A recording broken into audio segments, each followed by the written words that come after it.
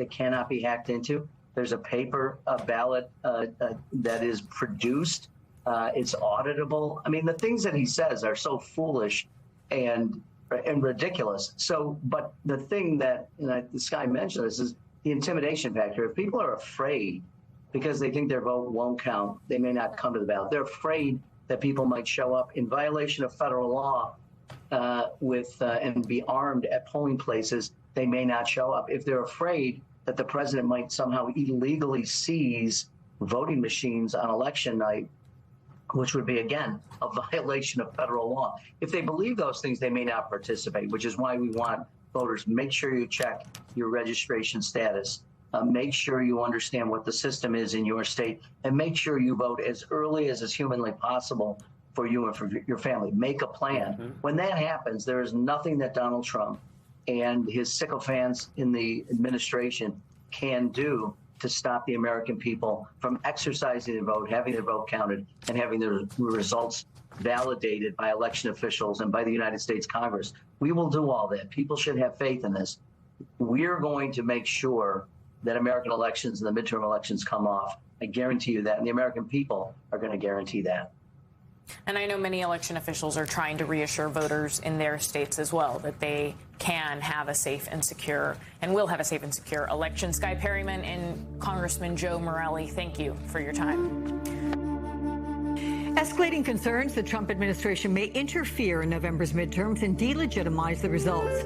Homeland Security Secretary Mark Wayne Mullen on Friday threatened states with losing federal grant funding and potential criminal charges if they refuse to use a controversial federal database to check voter rolls for non-citizens. Now, Democrats say the system is flawed, legally blocked, and could wrongly flag eligible voters. There's no evidence, and I don't expect that we'll see any of that. And I also would remind people, in Pennsylvania, out of 67 counties, vast majority of them are deep red counties, and they've never encountered any kinds of fraud.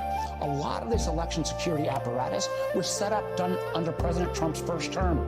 They did a good job. This guy is not looking for a secure election, because if we have a free and fair election, he and his allies are going to get beat historically this fall. Joining me now, Virginia Democratic Congressman James Walkinshaw. He serves on the House Oversight and Homeland Security Committees.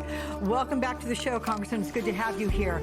So Mullen claims the DHS found more than 250,000 suspected non-citizens registered in 4 states.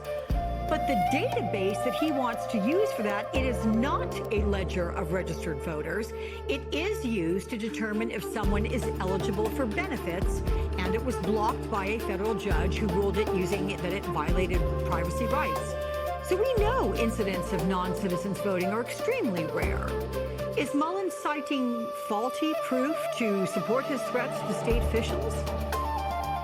Yeah, I think he's flat making it up. Look, you don't have to take it from me. Conservative organizations like the Heritage Foundation have said instances of non-citizens voting are, and these are their words, vanishingly rare.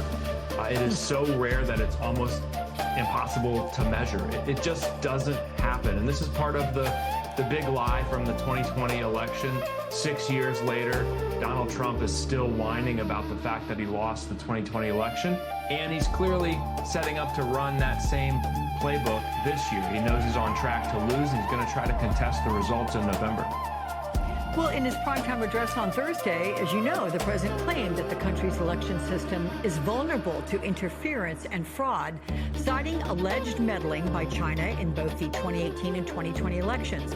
But the election documents that Trump declassified, they don't back up his allegations. And the strict voter ID bill that he is pressuring Congress to pass, it doesn't even address the issues that he's raised.